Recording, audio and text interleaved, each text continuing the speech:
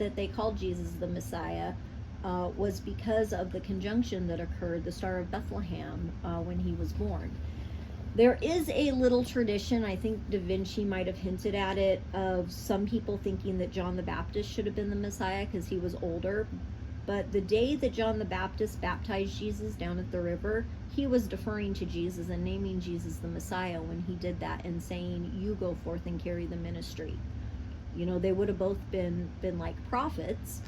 And John the Baptist was Gnostic, so he had a whole lot of wisdom, and I do think Jesus spent time with them, learning from them, because in the Pistis Sophia it talks about his ascension, and apparently there were so many witnesses, and it was such a big event. If you go read it, people were blown away by it. We're talking thunder and lightning. He floats up into the air, and then he's just hanging out there for a period of time.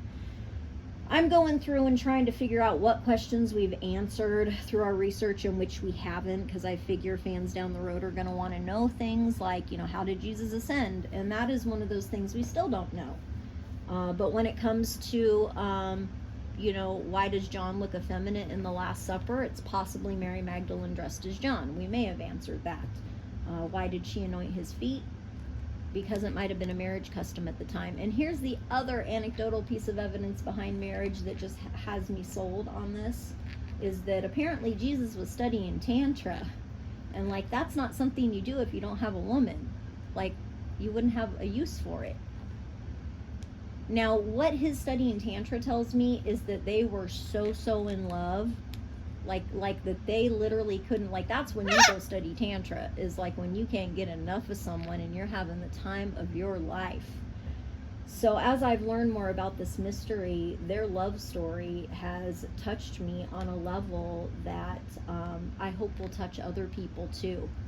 You know, the whole argument of if Jesus was married and had children, would that ruin his divinity or the fact that he was God's chosen son? And I don't think so.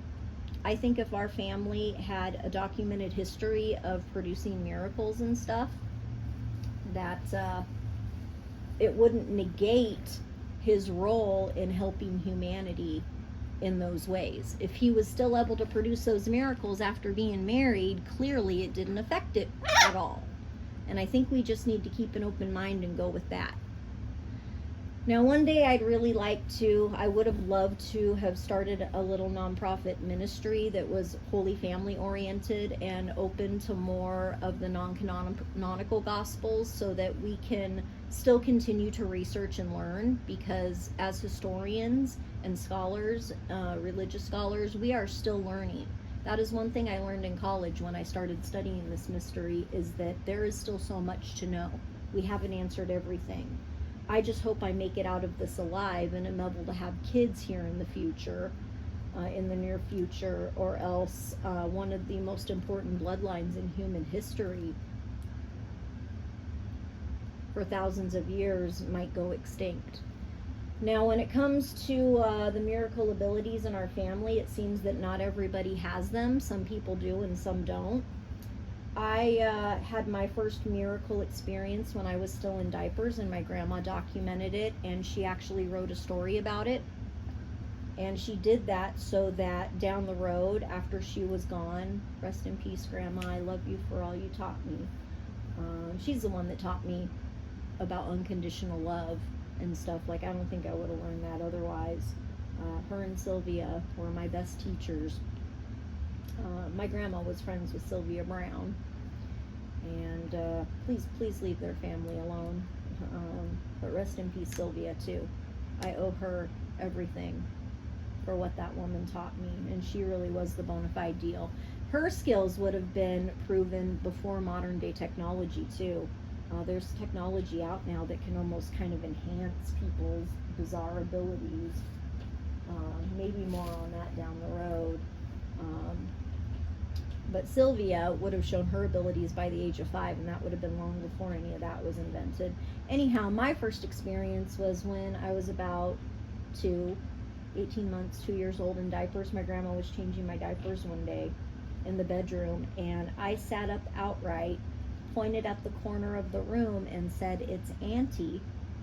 And I got this image in my head of this woman with a handkerchief on her head, a dark colored handkerchief, and wearing these very specific clothes. And Auntie was a family member that had died before I was born and never met, but someone who was beloved to my grandmother. And my grandmother thought that here her special miraculous granddaughter was letting her know that Auntie was watching over her and sending her love.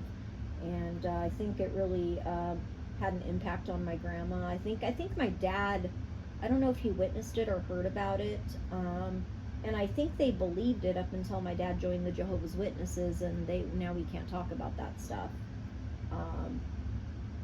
At any rate, when it comes to Mary Magdalene symbols that you'll notice in a lot of these paintings by Poussin and DaVinci and stuff, one of her symbols was the skull. I found this at a neat little shop in Salem, Massachusetts when I was undergoing some medical treatment. I was testing some